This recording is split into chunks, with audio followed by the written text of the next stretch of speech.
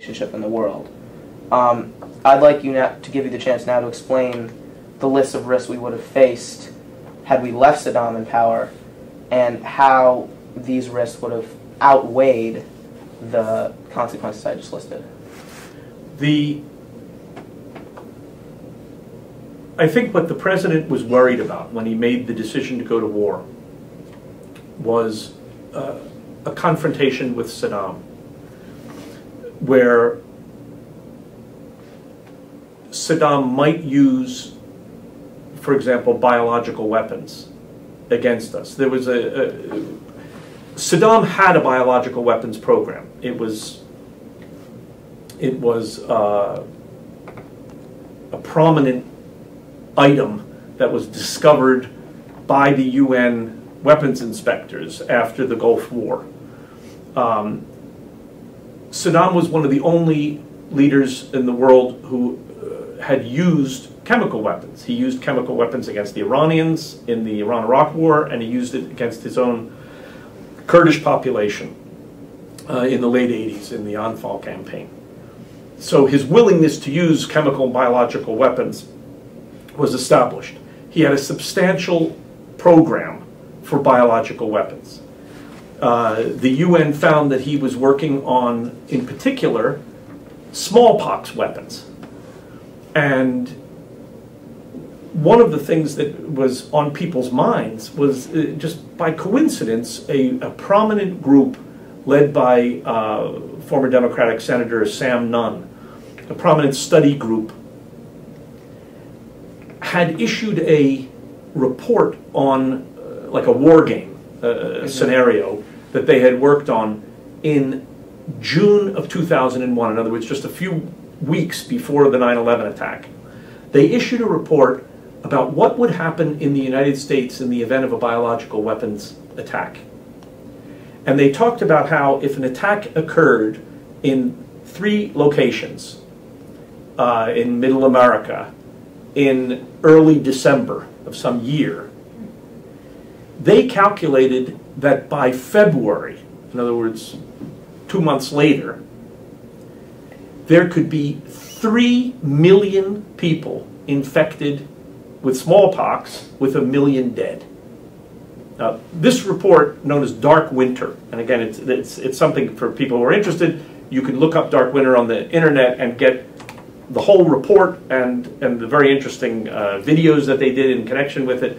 That scenario was extremely frightening. It talked about overwhelming American vaccines and ability to handle it, and as I said, 1 million people dead in 2 months from an attack of this kind. Anyway, and this was through the work of serious epidemiologists who looked at it. These were the kinds of concerns that people had on their mind about Saddam Hussein. And then comes 9/11 exposing the vulnerability. And the question was, do we want to wait around to see if that happens, given Saddam's record?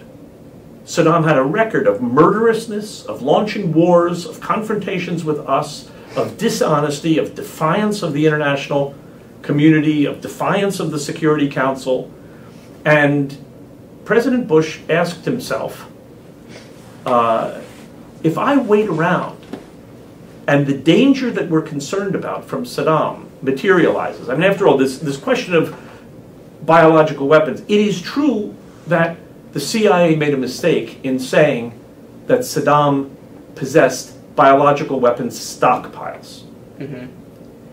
But if you look at the actual report of what we found after Saddam was overthrown, what the Iraq Survey Group found was Saddam possessed biological weapons facilities, materiel, personnel, the intention to have biological weapons, and he had put himself in a position, according to the Iraq Survey Group, where he could have produced biological weapons in 3 to 5 weeks.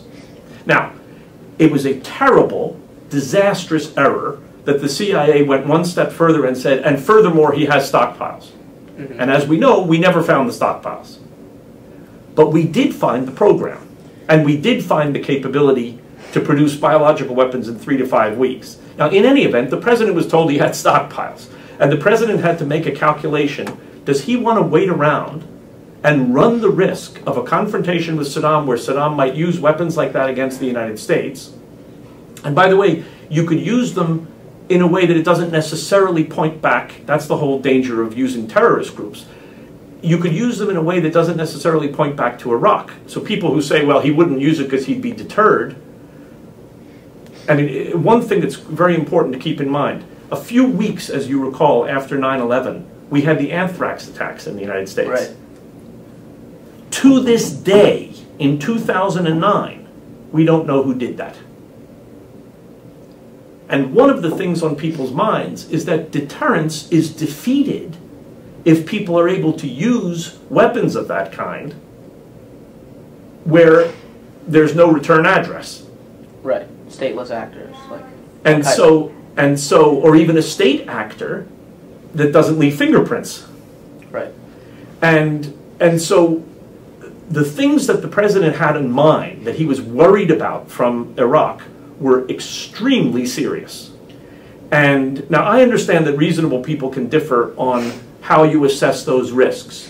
And are you better off leaving Saddam in power and hoping that he won't attack, hoping that deterrence works, hoping that containment works, or do you take the action to remove Saddam by force? Well, the President of the United States had that extremely difficult set of risks to weigh, and we know what he decided to do. Right. But if, like you said, that Rumsfeld conceded... Yeah, it's 4:30, so... Okay. Unless you want to take one more, we can finish up. Is there one more question that you wanted to make sure that you asked? Why don't I just move on? I mean, obviously Iraq is not the only quagmire the U.S. is now mired in. It's not a quagmire. I mean, you know what's going on in Iraq? Well, I mean, I know it's being stabilized, but just Sunday I saw 130 people. Okay, it has violence, but it's, I mean, quagmire is a very strong term, and what you have in Iraq is, you know, like a rather stunning turnaround over the last year.